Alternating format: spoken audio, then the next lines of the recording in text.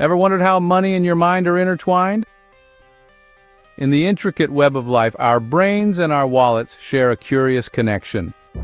One such exploration of this connection can be found in the insightful book, The Psychology of Money, by Morgan Housel. This book isn't about how to get rich quick or the secret to investing. Instead, it delves into the fascinating relationship between our minds and our money. It's about the stories we tell ourselves, the biases that shape our decisions, and the often irrational ways we think about, use, and sometimes misuse our hard-earned cash. It's about why smart people make dumb financial decisions and how our relationship with money impacts our quality of life. So, if you're intrigued by the complex interplay between your mind and your money, you're in for a treat. Let's dive in as we uncover how our minds influence our financial decisions. What if I told you wealth isn't about the flashy things we see? Now, that's a curveball, isn't it? But let's dive into the first chapter of Morgan Housel's book, The Psychology of Money. It emphasizes a concept quite contrary to the conventional understanding of wealth. It states, wealth is not visible. It's the money not spent. It's the fancy car not purchased, the extravagant vacation not taken. Wealth is about having options, the freedom to make choices without the constraints of financial insecurity. It's the ability to weather life's inevitable storms without the worry of financial ruin. It's the peace of mind knowing that your financial foundation is solid. It's about building a safety net, not a showcase. So, when you think about wealth, don't picture the glitz and glamour. Instead, picture the invisible fortress of security and freedom. So, it's not the material possessions, rather, it's the financial security that counts as wealth. Can luck and risk be the two sides of the same coin? An intriguing question, isn't it?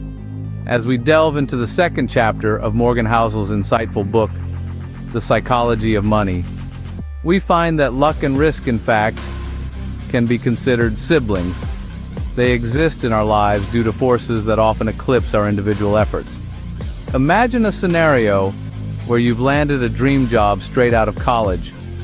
Sure, you've worked hard for it, but isn't it also a stroke of luck that the company was hiring at the same time you were looking? On the flip side, consider a sudden market crash that wipes out your investments. Was it your fault? Not necessarily. It was a risk associated with investing, a risk that materialized independent of your actions.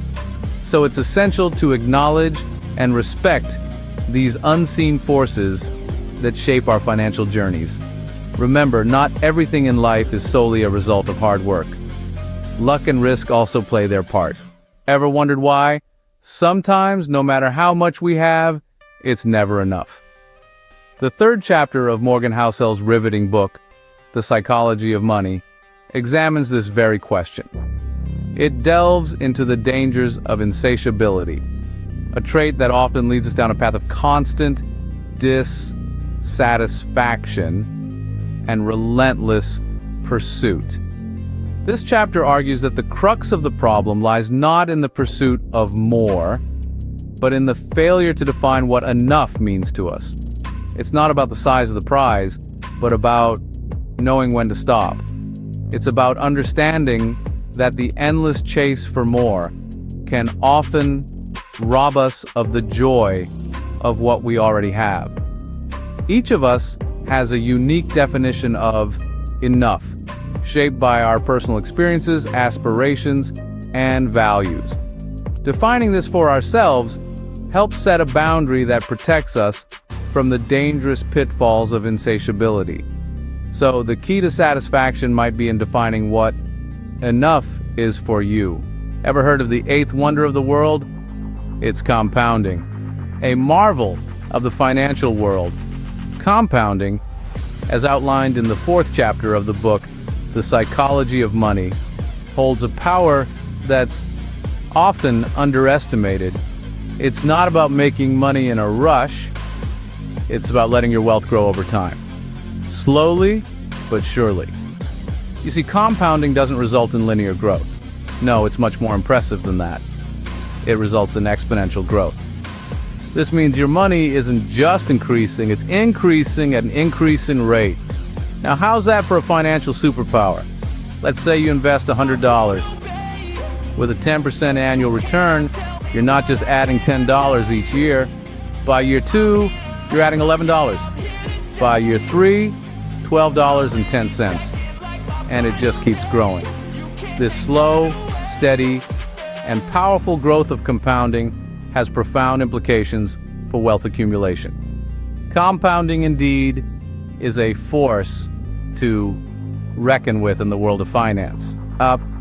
We've journeyed through the psychology of money. Now let's tie it all together. In the first scene, we uncovered the fascinating connection between psychology and money. We learned that our financial decisions aren't always based on logic or math, but rather on our emotions, biases, and experiences. We also saw that our financial behaviors are deeply rooted in our personal histories and our perceptions of wealth. The second scene revealed a profound truth. Wealth is what you don't see. It's not about flashy cars or designer clothes, but rather about the investments you've made, the debts you've avoided, and the financial security you've built for yourself.